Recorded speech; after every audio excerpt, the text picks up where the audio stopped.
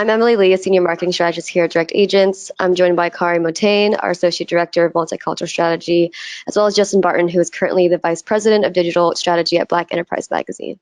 Thank you both for joining us today. Thanks for having us. Thank you. Great. So just to start, Justin, can you tell us more about your path and how you came to be vice president of Black Enterprise Magazine? Yeah, so my path in digital was very step, as I like to say. I ran every rung of the ladder in digital. So I was a analyst, senior analyst, manager, senior manager, director, senior director, and finally got to vice president. So I did that all through various digital agencies at Disney, at Interactive One, at the Daily Mail. I ran analytics for Viacom, MTV News, and most recently, vice president of audience development at iHeartMedia. And Black Enterprise was really an opportunity for me to take a larger role and pretty much handle all things digital in the organization. Nice. Sounds like you've been busy these past few years. Yeah. Well, it's over 15 years, so I'll say that. So since starting in that role, obviously the advertising landscape has changed quite a bit. Digital has grown significantly. New technology is shifting the way we communicate. So the industry looks a lot different 4, 5, 15 years ago. Can you give us some insight into what you've been seeing in the industry and how that's translated into overall growth? Yeah, so I think what you find in the industry is that you need to have some scale. So there used to be, back in the day, everybody wanted scale, the most scale ever, the BuzzFeeds of the world. I was at Daily Mail when we hit, 150 million unique visitors. But coming into Black Enterprise, we started out, when I started July of 2019, with only like 400, 500,000 unique visitors a month. And one of the things was just to get us up to enough scale that we would, attract many of the digital agencies like yourselves and brand advertisers to sponsor us on our site. So we've gone from about 500,000 UVs to about 6 million UVs. We've added, 5 different web shows that are live on Facebook, YouTube, LinkedIn, and Instagram, and also in addition to that, we've increased our production of articles to 20 articles a day, and really moved to virtual events in this COVID time period. So our Women of Power Tech, which we just have, as well as Black Men Excel and Entrepreneur Summit. These are different ways for us to really get the message out from our different sponsors, the multiple sponsors that enjoy these events, as well as our content, to have brand integrations. Right. I know COVID definitely has kind of thrown us a curveball in terms of, what we can kind of provide to advertisers and agencies as well. Kari, I would be interested to hear from your perspective as a marketer on the agency side. How has that affected your planning and overall strategy? Yeah, I think as a whole, what we've really experienced over the course of the past 2 months is that there has been a push and interest from a lot of the brands that we work with to start to build really strong connections with different micro audiences, and multicultural audiences in particular have obviously been at the top of mind for a lot of brands. So what that's done for us is that, I think one of the biggest things that brands run into when they're trying to reach out to new audiences is that they don't necessarily know, they don't have the expertise, they don't have the resources. So from that standpoint, it's helpful on our end, on the agency side, to really bring that in. And I think, one of the things that I've noticed is that usually digital is at the forefront of trends like this in the industry. But in this case, we're actually almost taking after TV. So multicultural marketing in particular grew 12.5% last year on TV side, only 10% on the digital side. And I think a lot of that is, I think us trying to balance in between, obviously using AI planning tools and also using human strategy. And I think that now that, we are in this moment in multicultural marketing, that's enabled us a lot more flexibility to, as human planners and experts, to reach out and build these relationships with publishers like Black Enterprise and marketers like us. Yeah, absolutely. You mentioned kind of the shift towards TV from digital, and it seems like, as we all know, the media landscape is becoming more and more fragmented, which means brand storytelling becomes that much more important. And it's often kind of the determining factor in whether a consumer decides to purchase your product or not.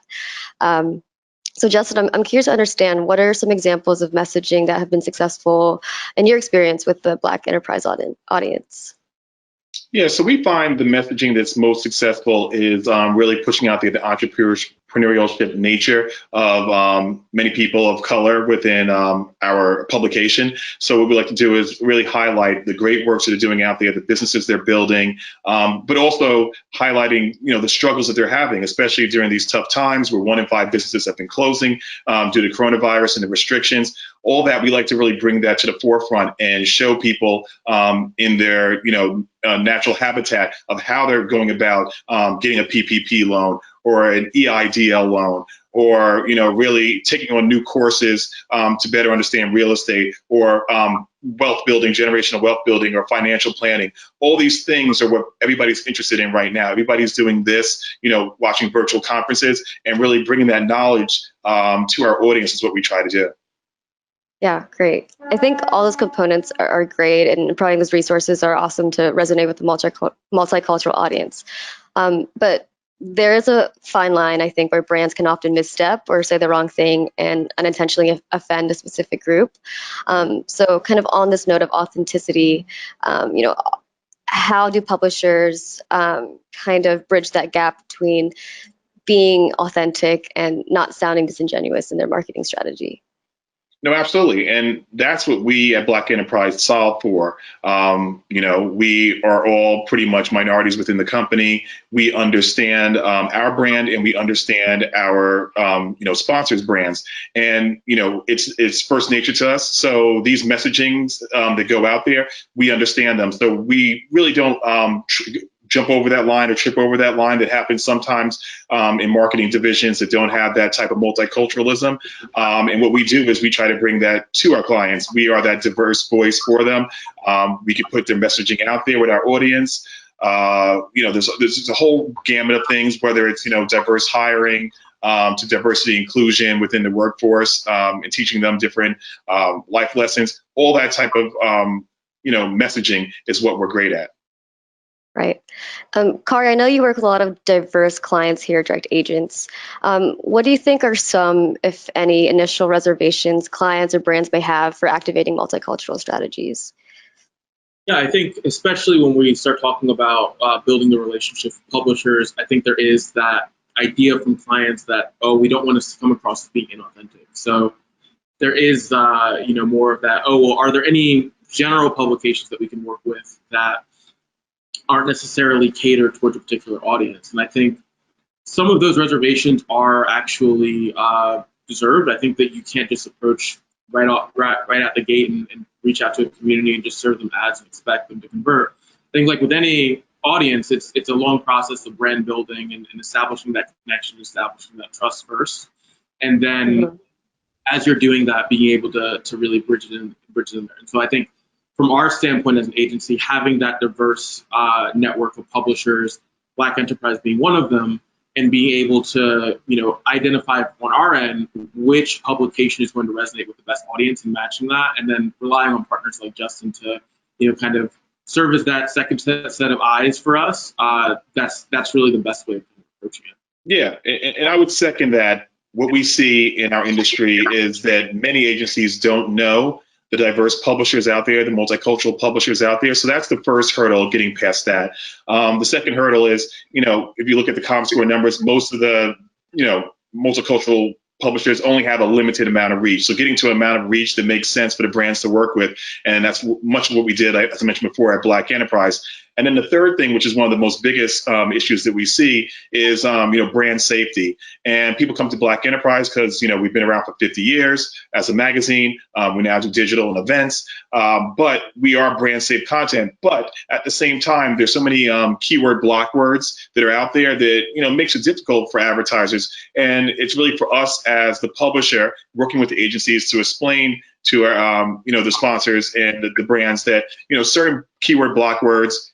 I'll say it like Trump, we have to report on. It's essential to business. Getting a PPP loan is through the Trump administration. EIDL loans is through the SBA, Trump administration. And then obviously during these times of, social justice, we have to report on things like George Floyd because it affects how different individuals are viewed in the workforce, and that's what we report on. So those are a lot of things that get flagged as keyword blocks, and it's really working with the agencies and working with the brands to tell them that this is brand safe content, but it does have words that you don't normally like to be associated with. Yeah, absolutely.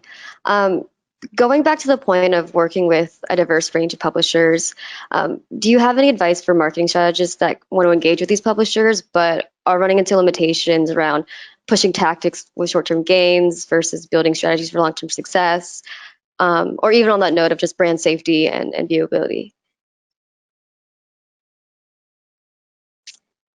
So yeah, I can tackle that one first. I think from our standpoint, in particular, I think the biggest piece, of course, is that especially like on the digital side, we're largely AI and algorithmic powered buyers. So a lot of that is, when you take a look at historical data that's powering those algorithms, there has to be a recognition of the intrinsic biases that have powered them. So with what we often do is that we work with our brands and we say, listen, yes, we're still going to leverage AI technology. Yes, we're still going to leverage our powered algorithms, but we're also going to leverage the human element and experiment and just like experience that we have in order to build these media plans from that standpoint. And so oftentimes what we'll say is like, we'll make sure that we're establishing with the brands, hey, here are some of the initial preliminary metrics that we're going to be looking at to make sure that we're on the right track.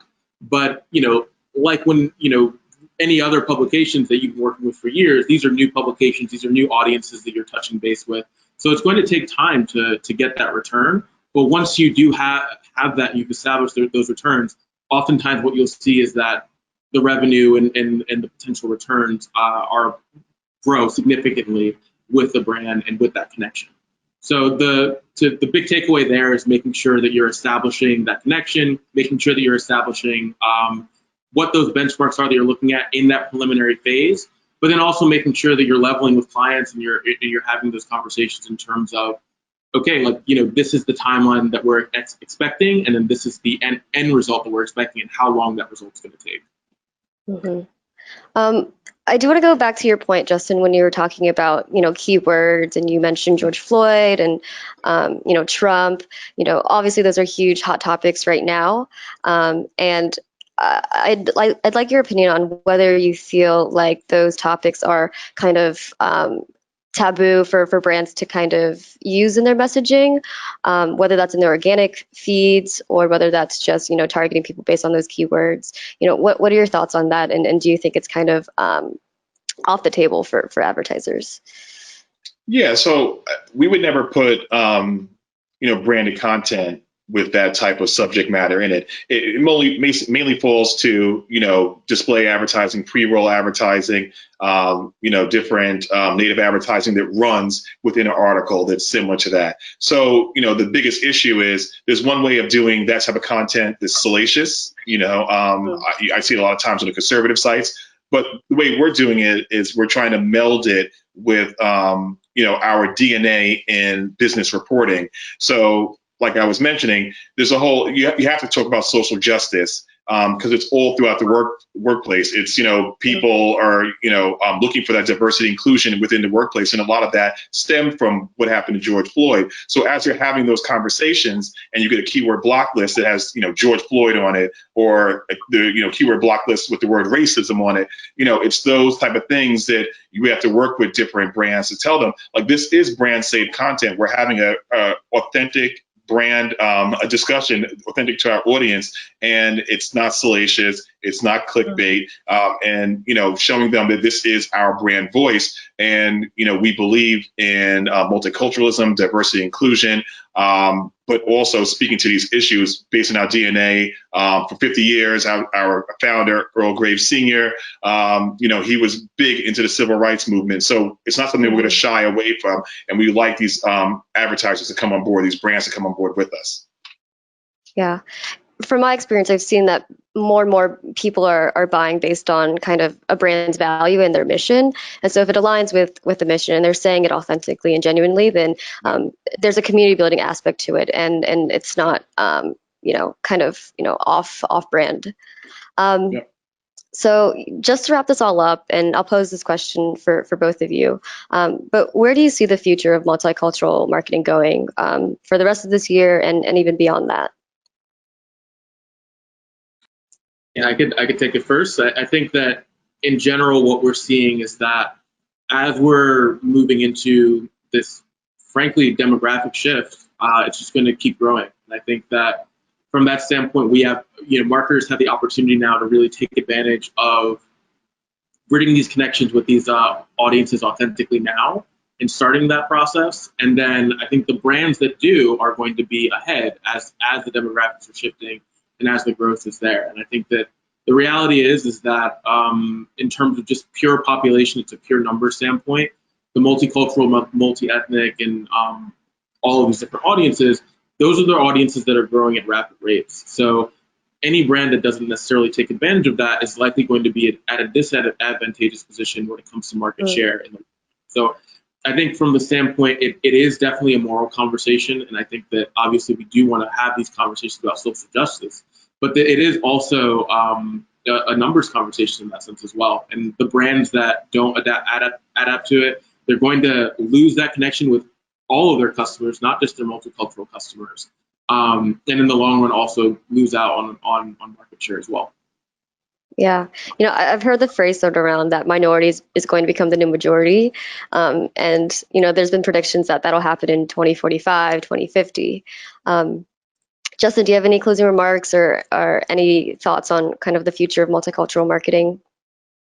No, we see it as being very bright. Like I said, post George Floyd, there have been so many, I would say, different agencies that have come up with their lists of what they call BPOC publishers, where they're going to brands and saying, hey, you should have a segment of your general marketing spend go to these type of publishers. You should be, investing for us, like in Black media or Latinx media. And a lot of what the reporting that we're going to start doing soon at Black Enterprise is, holding people's feet to the fire. There have been a lot of financial institutions that have made pledges. Obviously, brands have made pledges. Social media companies have made pledges, and not everybody is, really looking to see, are those pledges being held to account for. And that's something that we want to do, is make sure that all the pledges that have been done, that actually these dollars are actually flowing to these different publications or these different charities or whatever it may be. But I think it's a bright future for multicultural, brands and advertisers and publishers. I see, for us at Black Enterprise, we're trying to do, like what Kari said, we're moving into, streaming television. We're moving to do more virtual events. So we're keeping with the times and really bringing our brand voice of Black Enterprise to our different sponsors who want to do business with us. Great. Actually, I have one more question for you, Kari. As a marketer at an agency or at a brand, what are some things that agencies can start doing today to start getting into that multicultural marketing strategies? Yeah, that's a great question. The biggest thing is to have those conversations. So I think a lot of times, as Justin's mentioning, there are these pledges that brands are making. And I think the reality is that we're heading into Q4. We're heading into one of the busiest holiday seasons of all time. And I think that from that standpoint, it's going to be very easy for these commitments to get lost in all of the hustle. And so I think that from an agency standpoint, we have a responsibility to our clients to make sure that we're having these open and frank conversations, making sure that, if we were making pledges in the summer, to keep that momentum going and to keep those conversations going, not just into Q4, but in the years to come as well. And I think that as long as, we're having those conversations with the brands, I agree with Justin. I think there's a bright future for multicultural marketing, and as that grows into the general marketing as well. Awesome. I think we're almost out of time. Kari, Justin, thank you so much for joining us. And thank you to all for joining our Momentum Summit. If there are any questions from any of our sessions, please feel free to reach out to marketing@directagents.com. Thank you so much, guys.